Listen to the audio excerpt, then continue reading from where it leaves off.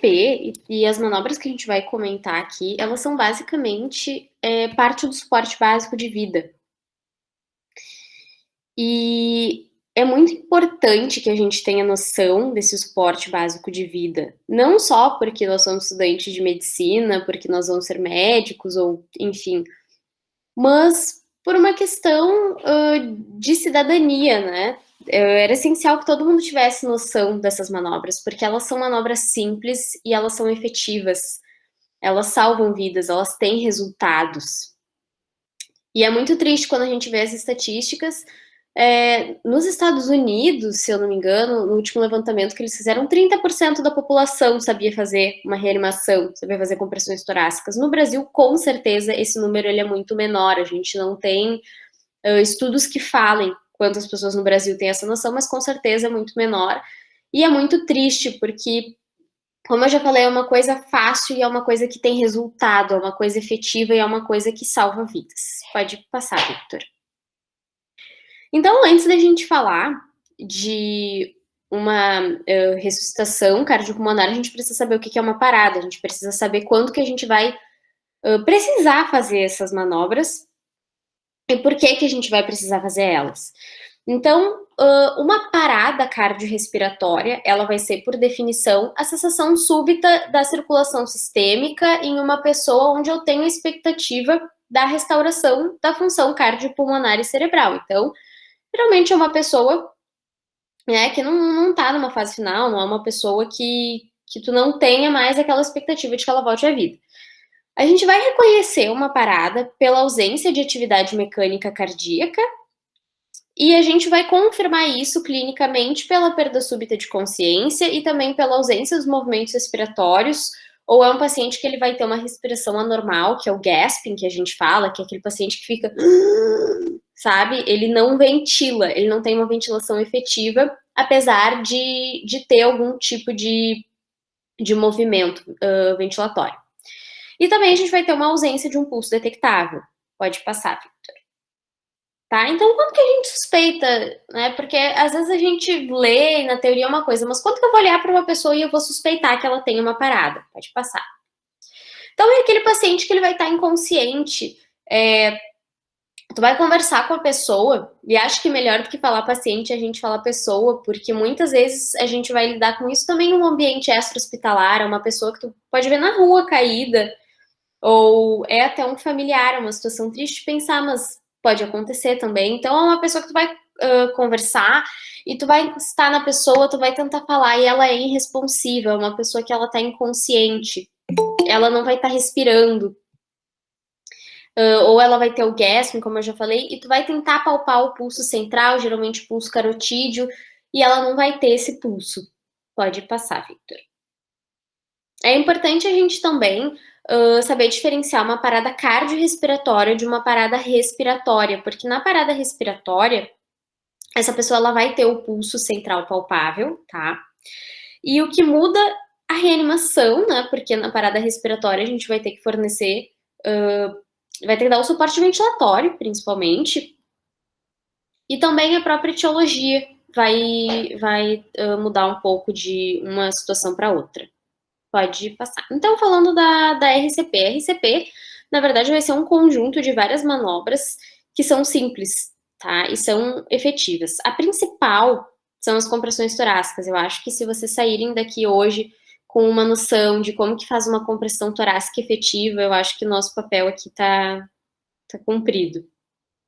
Então, as compressões torácicas são a principal parte dessa reanimação, tá? Mas não apenas compressões torácicas.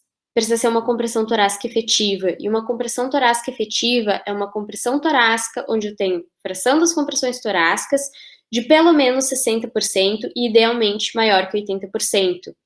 E o que é essa fração das compressões torácicas, né? De todo o tempo que eu estiver fazendo a minha RCP, de todo o tempo que eu for reanimar o meu paciente, pelo menos 60% daquele tempo tem que ser dedicado a compressões torácicas efetivas e idealmente 80%. Quanto maior for esse tempo dedicado às compressões torácicas, maior são as chances do meu paciente voltar e melhor vai ser a minha reanimação. E uma compressão torácica efetiva, além de ter essa fração das compressões torácicas de pelo menos 60%, eu tenho alguns aspectos nela. Então, frequência, eu preciso ter uma frequência entre 100 a 120 compressões torácicas por minuto. Profundidade, eu preciso ter uma compressão com pelo menos 5 centímetros de profundidade, mas eu também não posso fazer uma compressão muito profunda, porque eu vou estar arriscando fazer algum tipo de lesão, fraturar uma costela, por exemplo, do meu paciente. Retorno do tórax a cada compressão, isso é muito importante, é alguma coisa que as pessoas às vezes se esquecem. Quando eu estou comprimindo, eu estou fazendo o papel de sístole ventricular, mas eu também preciso de diástole, eu também preciso ter um enchimento ventricular. Então, é muito importante que a gente tenha esse retorno completo do tórax a cada compressão. Interrupções mínimas, para que a gente possa ter a nossa fração das compressões torácicas aí, pelo menos em 60%. Próximo. Então, como que eu realizo essas compressões, né? Pode passar para o próximo, Victor, que daí eu explico na imagem que eu acho que é melhor. Então, o socorrista, ele tem que estar aqui, claro, é uma ideia de uma situação extra-hospitalar, onde o paciente vai estar no chão, por exemplo, tu vai estar ajoelhado ali do lado, joelhos um pouco distantes um do outro, para que tu tenha estabilidade, justamente para que tu não te apoie no paciente, né? Tu precisa ter estabilidade para tu não ficar apoiado no paciente, porque se tu ficar apoiado no teu paciente, tu não vai ter o retorno do tórax, e daí isso vai ser um problema, porque tu precisa desse retorno para uma compressão torácica efetiva. Então, tu também vai deixar os teus braços a um ângulo de 90 graus aqui do teu paciente, vai colocar a região hipotenar de uma das tuas mãos sobre a metade inferior do externo do teu paciente e a outra mão tu vai vir por cima entrelaçando. E aqui é uma situação que, digamos, está errada, porque idealmente tu vai deixar o tórax do teu paciente desnudo para que tu possa fazer uma inspeção. Imaginem que, por exemplo, vocês estão numa cena de um acidente e é um paciente que chegou ali, que vocês chegaram para atender, vocês estão com a SAMU. Vocês fazerem a inspeção, vocês deixarem o tórax desnudo pode te trazer até mesmo etiologia. Tu pode ver que, na verdade, o teu paciente está parado porque ele está com pneumotórax hipertensivo ou porque ele está com pneumotórax aberto. Então, é bem importante a gente sempre lembrar de fazer a inspeção, sempre trazer aquelas coisas da semiologia que às vezes parecem tão mínimas, mas que podem ser muito efetivas e podem nos ajudar muito no manejo do paciente. Então, a gente vai fazer as compressões em ritmos de 100 a 120 por minuto. Eu já tinha falado da profundidade e tudo mais. Aqui tem os links. A gente não vai conseguir abrir agora os vídeos, mas é bem legal. Até um vídeo é de uma aula de um ACLS e outro é até um vídeo de um pedaço de um episódio do Grey's Anatomy, bem lúdico. Só para colocar para vocês que se usam muito, principalmente nesses cursos de ACLS, eles ensinam a tu fazer o ritmo da compressão com a música Staying Alive, porque se tu for cantar música, ela é exatamente do ritmo. E isso é uma maneira bem legal, até o próprio vídeo da série, ele mostra como ensinar um paciente leigo a fazer as compressões no ritmo com a música. Então é mais uma curiosidade. Pode passar, Victor. Então, é bem isso, a gente vai fazer a interrupção mínima das nossas compressões, com uma pausa de no máximo 10 segundos para realizar 2 ventilações, sempre objetivando uma fração de compressões torácicas maior do que 60%. E se tu tiver mais de um socorrista junto, o ideal é que vocês troquem, porque apesar de ser uma manobra fácil, ela é bem cansativa. E 2 minutos fazendo uma RCP parece que é 2 horas, porque é bem cansativo. Não sei se vocês já tiveram a oportunidade de fazer em algum boneco, ou se fizeram em alguma pessoa na vida real, mas é bem cansativo. E quando a gente cansa, a gente vai fazer compressões de má qualidade. Compressões de má qualidade não são compressões efetivas, e daí tu não vai estar ajudando o teu paciente. Pode passar. Até agora eu não tinha falado muito de ventilação, e isso é um motivo pelo qual eu não comentei tanto. A gente sabe que nos primeiros 15 minutos da parada ali, que tu inicia a tua compressão, falando principalmente aqui em um ambiente extra-hospitalar, estudos nos mostraram que, em comparação, pacientes que tiveram apenas manobras de compressões torácicas como reanimação e pacientes que tiveram Compressões torácicas e ventilação no seu manejo tiveram uma diferença muito pequena de sobrevida nesses primeiros 15 minutos. Então, não é tão relevante tu fazer compressões torácicas e ventilação nesses primeiros minutos. Tu pode fazer só as compressões, que tu não vai ter um desfecho diferente. Mas tu tem um desfecho diferente entre aqueles pacientes que receberam só compressões e aqueles pacientes que não receberam nenhum tipo de atendimento. Então, nesses primeiros 15 minutos é essencial que tu tenha compressões torácicas contínuas e bem feitas. É melhor do que tu não fazer nada.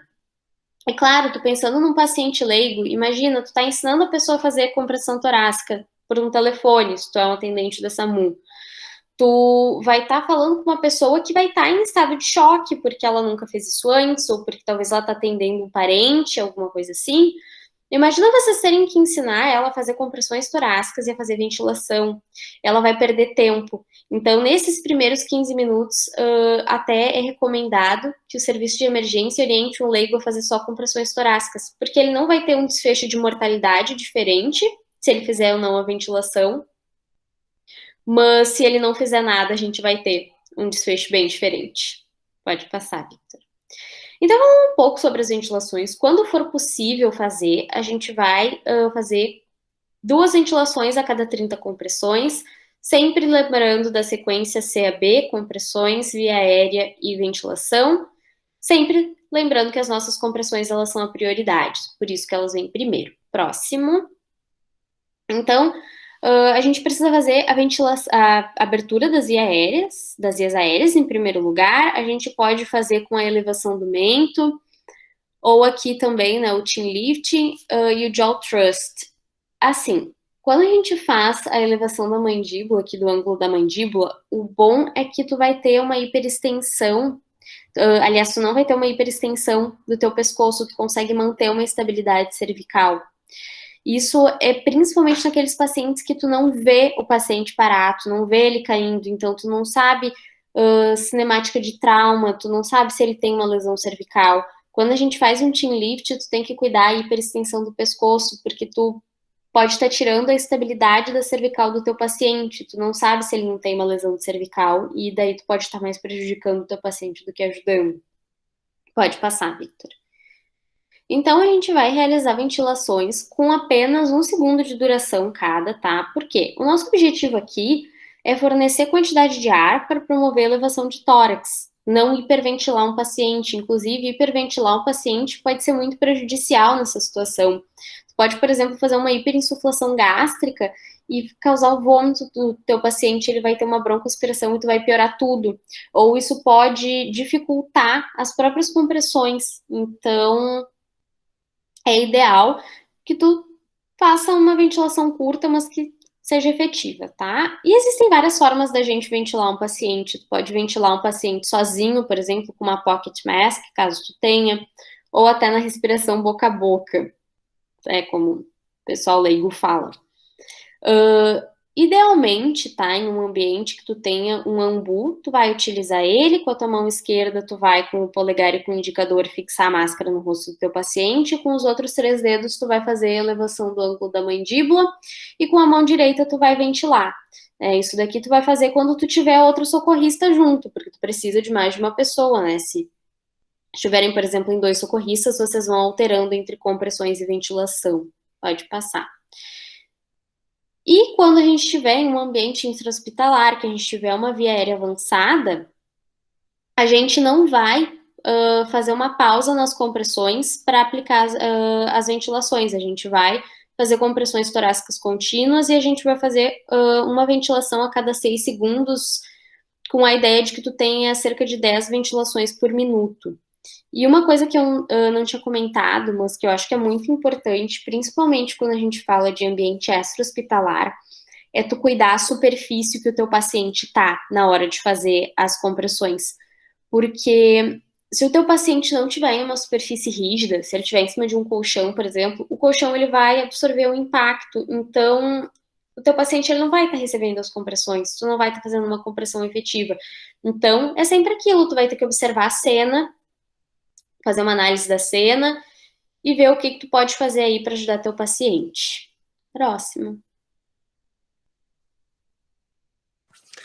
Então, estão me ouvindo?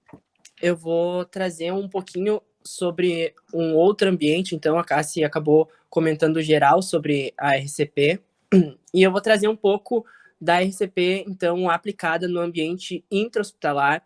Então, o que a gente vai considerar? Vamos considerar que a gente tem um paciente, esse paciente ele já está internado, ele está num ambiente de emergência, ele está monitorizado, e vamos supor que a gente, então, o paciente nos chama, ele conversa, ele começa a falar que ele está com muita dor no peito. Essa dor no peito, ela irradia para a mandíbula, ela irradia para o braço, para o membro superior esquerdo.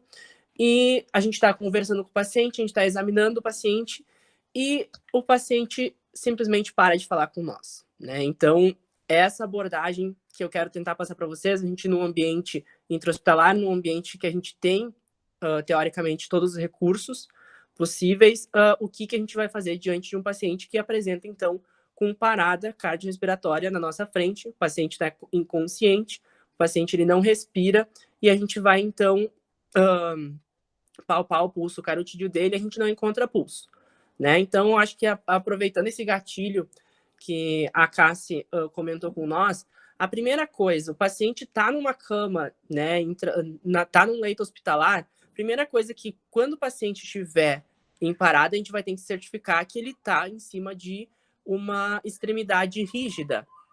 Se ele não está em cima de uma extremidade rígida, que provavelmente a cama não é uma extremidade rígida, a gente tem que trazer esse suporte rígido para a gente fazer posteriormente as compressões torácicas e elas serem efetivas, senão realmente o impacto a gente não transforma toda a energia que a gente faz com a força dos nossos braços no tórax e não vai ser efetiva essas manobras. Segundo lugar que no ambiente hospitalar a gente tem que sempre vai fazer, quando o paciente, claro que isso é uma dinâmica, né? A gente, no momento que a gente está no ambiente intra-hospitalar, a gente já detecta uma parada cardiorrespiratória, a gente vai chamar ajuda imediatamente assim que reconhecer a parada cardiorrespiratória. E outra coisa que é interessante lembrar, que às vezes a gente não lembra, que a parte do leito da maca, a cabeceira da maca, isso é outra coisa que a gente retira, porque a gente tem que ter acesso à cabeça do paciente por detrás da cama, no caso, que é geralmente onde o médico, o que coordena toda o processo da parada, da ressuscitação, é onde ele vai ficar, tá? Então, a gente tem esse protocolo aqui da American Heart Association, que foi atualizado em 2021. A novidade desse protocolo para as versões anteriores é que quando a gente está diante de um ritmo chocável, a gente já vai comentar o que são ritmos chocáveis, o que não são ritmos chocáveis. Quando a gente está diante de um ritmo chocável e a gente já tem, por exemplo, um paciente hospitalizado, ele já tem acesso venoso garantido para a gente fazer administração de drogas, essa droga ela já é administrada no início, a gente faz o choque e a gente já pode administrar a droga logo em sequência, o que antes isso era demorado um ciclo para a gente fazer essa administração, tá? Eu vou comentar um pouquinho mais depois com vocês sobre todo esse fluxograma, mas eu queria comentar, começando a perguntar para vocês sobre o choque, né? Que a gente ouve falar bastante disso quando a gente fala de parada cardiorrespiratória, principalmente no ambiente da medicina, que é uma coisa que, não sei vocês, mas me chama a atenção sempre, como acadêmico, eu sempre gostei dessa parte. O que é o choque e quando que a gente vai ter que utilizar ele, porque a gente sabe que não é em todos os momentos que a gente vai chocar um paciente, vai fazer a desfibrilação. Então, o objetivo do choque é a gente interromper um ritmo caótico, então que a gente percebe no paciente, no eletrocardiograma do paciente, quando ele entra numa parada cardiorrespiratória. Esse ritmo caótico, o objetivo do choque é a gente dar uma energia que vai resetar as células pacemakers, que são as reguladoras, então, do ritmo cardíaco, e elas vão estabelecer um ritmo sinusal, então, um ritmo que a gente tem um eletro bonitinho, com uma onda P, um complexo QRS, uma onda T, um ritmo sinusal, então, um ritmo normal, tá? A desfibrilação, ela vai ser realizada, então, somente no paciente com parada cardiorrespiratória e, como eu falei, na presença de um ritmo chocado. Bom, mas então, Victor, quais são esses ritmos, né? A gente tem os ritmos não chocáveis. Os ritmos não chocáveis, eu vou falar primeiro para vocês, a gente tem a sistolia. A sistolia é essa famosa linha contínua, ela não necessariamente vai ser uma linha totalmente reta, tá? Mas ela é, como vocês podem ver nessa imagem aqui, ela é uma linha que ela tende a ser contínua, tende a ser reta. Ela pode ter algumas ondulações, mas que ela vai significar o quê? A ausência de atividade elétrica. Então, o nosso eletrocardiograma, ele não está captando nenhuma energia elétrica do coração, tá? Esse é um tipo de ritmo que a gente não vai chocar. Então, isso muito nos filmes acontece, né, de ter o choque durante uma sistolia, mas a gente não choca o coração nesse ritmo. Por quê? Porque o objetivo do choque é a gente restabelecer um ritmo que está caótico. Nesse caso, a gente não tem ritmo, a gente não tem atividade elétrica para restabelecer. E um outro tipo de ritmo não chocável é a atividade elétrica sem pulso.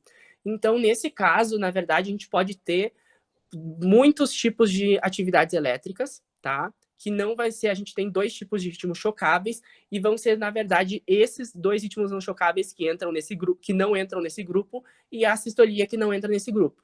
Porque a gente tem uma atividade elétrica sem pulso, é qualquer atividade elétrica que a gente percebe no eletrocardiograma e que a gente não detecta pulso, então, obviamente, porque a gente está diante de uma parada cardiorrespiratória. Como vocês podem ver nesse desenho aqui, a gente tem uma onda P, um complexo QRS e uma onda T teoricamente normal. Só que daí a gente vai estar diante, então, de uma situação que a gente tem um eletro teoricamente normal, mas sem pulso, tá? E aqui, nesse caso, entram outros tipos de arritmias também na ausência de pulso, tá? Os ritmos chocáveis, por outro lado, a gente tem os dois tipos, e são únicos esses dois, que é a fibrilação ventricular e a taquicardia ventricular sem pulso. A fibrilação ventricular é, como vocês podem ver nesse desenho, é esse ritmo caótico, é um desenho elétrico anárquico, totalmente desorganizado, que a gente não vai ter nenhum padrão morfológico, ele é totalmente anárquico. E por que ele ocorre? Ele ocorre devido a uma dessincronização da contração atrial com a contração ventricular. O nosso ventrículo ele está batendo muito rápido, geralmente é uma situação de taquicardia. O nosso ventrículo bate muito rápido e descompensado com o átrio, o que causa esse ritmo anárquico. A taquicardia ventricular sem pulso é um outro tipo de ritmo chocável, então, que a gente tem, então, o nosso ventrículo, ele batendo muito rápido, então, geralmente, vai ser em torno de 150, 250 batimentos por minuto, e esse batimento muito rápido do ventrículo, ele impede que o ventrículo, ele tenha tempo de encher de sangue. Então, a gente não tem o volume sistólico, e daí essa ausência de volume sistólico é o que causa a gente não ter pulso no paciente. Então, uma taquicardia, a gente tem no eletro uma ausência de onda P, a gente tem complexos QRS bem aumentados, inclusive a onda T, ela acaba se juntando praticamente com um complexo QRS, e a gente tem essa ausência de pulso devido, então, a esse enchimento que não ocorre, na verdade, do ventrículo, de tanto que ele acaba comprimindo, no caso, batendo, né? Bom, e daí, então, diante de um ritmo chocável, a gente vai realizar a desfibrilação. A gente pode fazer a desfibrilação, existem dois aparelhos que a gente pode utilizar para fazer a desfibrilação, que é o desfibrilador monofásico e o desfibrilador bifásico. Qual que seria a diferença desses dois? Então, o desfibrilador, acredito que todo mundo tem uma ideia do que seja, é aquele equipamento, então, com aquelas duas pás, que é bem comum, aqui vocês podem ver, esse aqui é um DEA, no caso, mas simulando as pás, no caso do desfibrilador que a gente tem no hospital, desfibrilador manual, né? Então, o desfibrilador, a gente tem ele monofásico e bifásico. O desfibrilador monofásico é aquele desfibrilador que ele vai mandar a energia, mas ele não retorna com a energia. No caso, melhor falando para vocês primeiro, como que a gente coloca a posição das pás, né? Nesse desenho aqui vocês podem ver, a gente sempre vai segurar, então, a pá da mão esquerda no lado direito, então, onde é que está esse primeiro desenho ali, bem rente, no caso do desfibrilador manual, a gente coloca ele bem próximo ao externo, para-external, e a outra pá que a gente segura com a mão direita, a gente vai colocar bem no ápice do coração, mais ou menos como está nesse boneco aí, essa posição das pás. E o que vai acontecer? Num desfibrilador monofásico, o choque, a energia que ele manda, ele vai mandar a energia do ápice para a base do coração. Só que essa energia ela não volta. No bifásico, o que a gente tem? A gente tem essa energia subindo para a base do coração e ela descendo de novo. E isso, no caso, faz um ciclo completo de contração. Diferente no monofásico, a gente tem essa energia indo e a gente espera que o coração que retorne com essa energia. E já no bifásico, ele faz os dois ciclos, no caso, a ida e a vinda de contração, de descarga de energia, no caso. Geralmente, o monofásico, a gente vai dar um choque sempre único e a gente sempre vai repetir essa mesma carga de 360 joules. Já os bifásicos são aparelhos que eles alternam dependendo do fabricante. Geralmente, a gente utiliza 200 joules. Então, isso é uma coisa muito importante. Quando vocês estiverem trabalhando num sistema de pronto atendimento, ou vão fazer um plantão, alguma coisa assim, vocês conhecerem o material que vocês têm, conhecerem qual o desfibrilador que tem nesse hospital que eu trabalho, para quando acontecer alguma situação dessas, que é uma situação de estresse, é uma situação que exige resposta rápida, vocês já saibam como fazer e como manejar esses instrumentos, certo? Esse aqui é o desfibrilador externo automático, né? O desfibrilador externo automático, o DEA, por legislação, ele é obrigatório em vários locais de alta circulação, como aeroportos, rodoviárias de grande movimentação. Ele é obrigatório ter nesses locais, né? E ele é auto-intuitivo, ele é auto-explicativo, ele pode ser manejado por leigos, porque ele lê o ritmo cardíaco, ele diz como o ducto tem que chocar, ele vai te dando todas as instruções bem certinho quando e não chocar o paciente, no caso. Bom, mas então numa conduta intra-hospitalar, né? Então vamos voltar para aquele paciente que ele parou na nossa frente, a gente reconheceu, ele estava sem pulso, a gente reconheceu a parada cardiorrespiratória.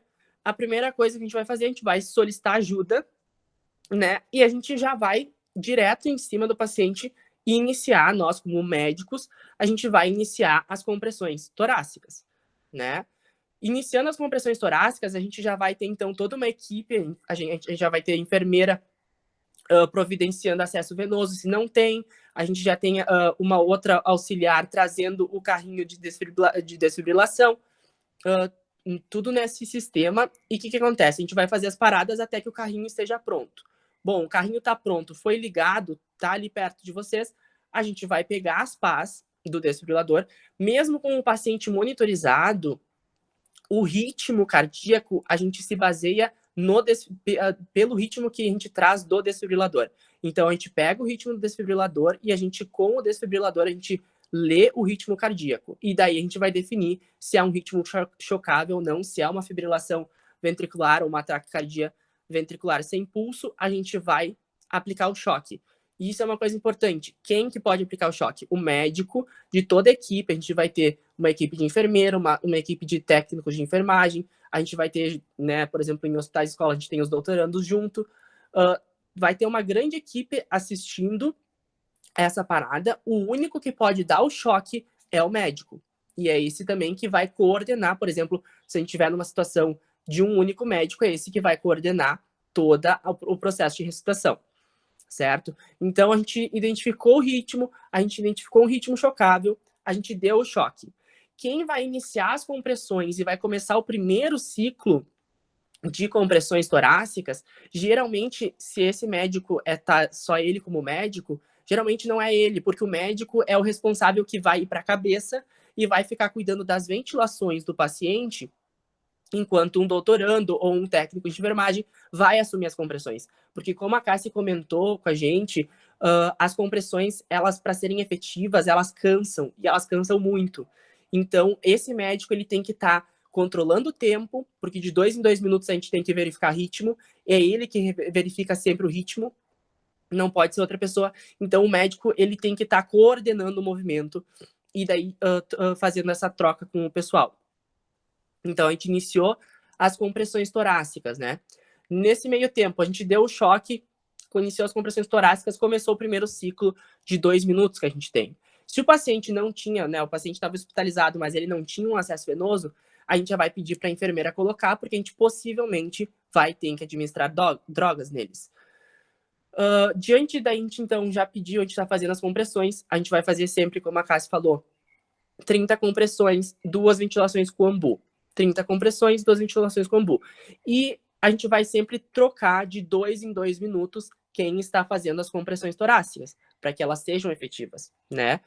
A gente, de 2 em 2 minutos, então, o médico vai ter alguém responsável só por ficar cuidando do tempo, ou a gente vai ter um cronômetro perto, né? Que o médico vai ficar cuidando. Olha, tá chegando perto dos primeiros 2 minutos, eu já tenho que sair da cabeceira do paciente, eu já tenho que me direcionar para onde eu vou, pro lado, pro lateral, pro lado direito do paciente, porque eu vou ter que verificar de novo o ritmo cardíaco e assim por diante, sempre no mesmo ciclo, certo? A gente vai sempre lembrar também, o médico já vai estar na cabeceira, né, de verificar a perviedade da via aérea, a necessidade de tubação, e a gente vai começar, então, a fazer essa análise da administração de drogas, né?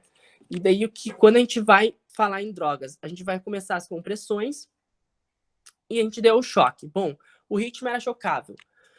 A gente vai fazer essa sequência. A gente faz as compressões, choque, e daí a gente vai fazer a primeira dose de epinefrina. A gente faz, então, 1 grama de epinefrina, que é geralmente uma ampola, e a gente vai esperar. A gente geralmente vai administrar drogas de 3 em 3 minutos, de 4 em 4 minutos ou de 5 em 5 minutos. Isso vai da preferência do médico que estiver coordenando ali. E ele vai falar para a equipe da enfermagem para quando é o momento exato de administrar a droga, certo? Isso é uma coisa que é bem importante nós comentar, que é a comunicação, né? Do médico pedir, solicitar certinho o que é para ser feito, da forma que é para ser feito, né? Administra 1 grama de epinefrina, a equipe da enfermagem também comunicar ao médico de volta, né? Droga foi administrada e assim por diante, para todo mundo estar por dentro do que está acontecendo durante esse processo. Então, a gente vai esperar, vamos supor, que a gente vai fazer de 3 em 3 minutos as drogas, a gente fez a droga, a gente deu o choque, fez a droga, e a gente iniciou um novo ciclo de compressões. A cada 30 compressões fazia 2 ventilação, e a gente foi indo assim por mais um ciclo, até o momento de fechou 3 minutos, a gente vai, de novo, o paciente não saiu, digamos, da parada. Se o paciente tem ritmo chocável, a gente vai intercalar, então, a amiodarona com a epinefrina nos dois 2 vezes iniciais. Então, a gente vai fazer epinefrina, a gente vai fazer 300 miligramas de amiodarona, depois de fechar 3 minutos, se o paciente ainda não se recuperou da parada. Depois de 3 minutos, a gente vai fazer epinefrina de novo, e depois de 3 minutos, a gente vai fazer mais 150 miligramas de amiodarona. A gente faz a dose pela metade daí.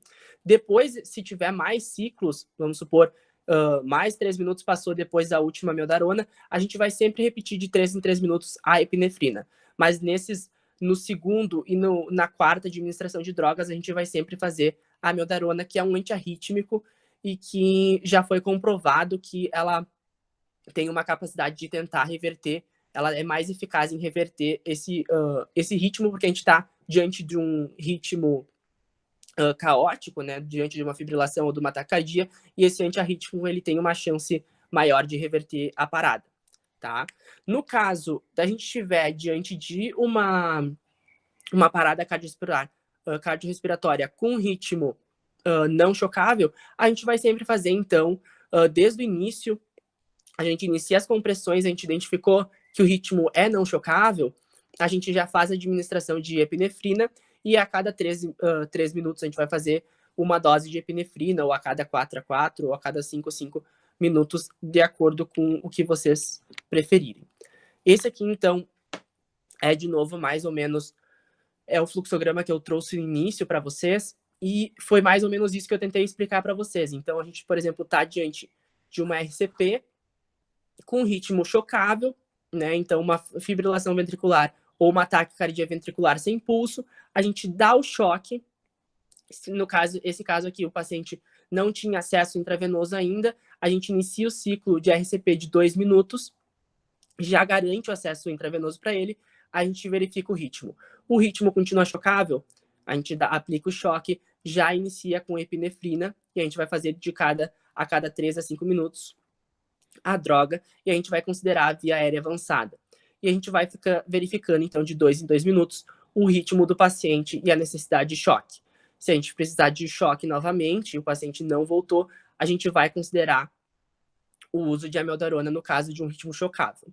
Já diferente, num ritmo não chocável, uma sistolia ou uma atividade elétrica sem pulso, a gente faz imediatamente já o uso da epinefrina, né? A gente vai fazer, então, um ciclo de 2 minutos também, e a cada 3 a 5 minutos a gente vai avaliar, a gente vai readministrar a epinefrina se o paciente ainda estiver em parada. E a gente vai sempre reavaliando o choque, porque o ritmo chocável, porque esse ritmo ele pode alterar, né? E daí, a partir do momento em que o ritmo se torna chocável ou não chocável, a gente vai nos guiar como tal. Se, por exemplo, a gente tinha uma fibrilação ventricular e o ritmo virou uma sistolia, a gente não vai dar mais choque, a gente vai continuar simplesmente com as manobras, as compressões e a administração de droga, certo? A gente sempre tem que lembrar, então, durante a parada, né? Porque a gente não pode. A gente sabe que um paciente 15, 20 minutos com parada já é difícil ele sair dessa parada. Então, a gente tem que sempre, durante todo esse processo que a gente está conduzindo o paciente durante a ressuscitação, a gente tem que lembrar de identificar as causas desse paciente. E nos casos de ritmo não chocável, então de assistolia e atividade elétrica sem pulso, a gente tem esse macetezinho dos 5Hs e dos 5Ts, que são as causas mais comuns de parada cardiorrespiratória, que seria então dos 5Hs, a hipovolemia, a hipóxia, a acidose, a hipo ou hipercalemia e a hipotermia, e dos 5Ts, que seria o tamponamento cardíaco, o pneumotórax, o tromboembolismo pulmonar, o trombo coronariano e situação de tóxicos, né, de drogas, então, de intoxicação, que seriam as causas. A gente tem que tentar identificar qual é a causa da parada o quanto antes para a gente conseguir tratar e reverter esse caso, né? E quando eu devo parar, então, de fazer a ressuscitação? Bom, se for um caso de sistolia, a literatura traz que em torno de 25 a 30 minutos a gente já não tem probabilidade de recuperação do paciente. Se o paciente estiver em assistolia por 25 a 30 minutos, provavelmente a gente pode pensar em parar de realizar a ressuscitação, e até porque o paciente vai ter muitas comorbidades, vai ter muito mais consequência diante disso. Se o ritmo for chocável, não existe tempo definido na literatura, mas como eu falei, quando a gente está diante de um paciente que não volta 15, 20 minutos, a gente já pode pensar em parar a parada, porque realmente a recuperação dele e a probabilidade dele voltar da parada é bastante reduzida. Essas são as nossas referências que a gente utilizou.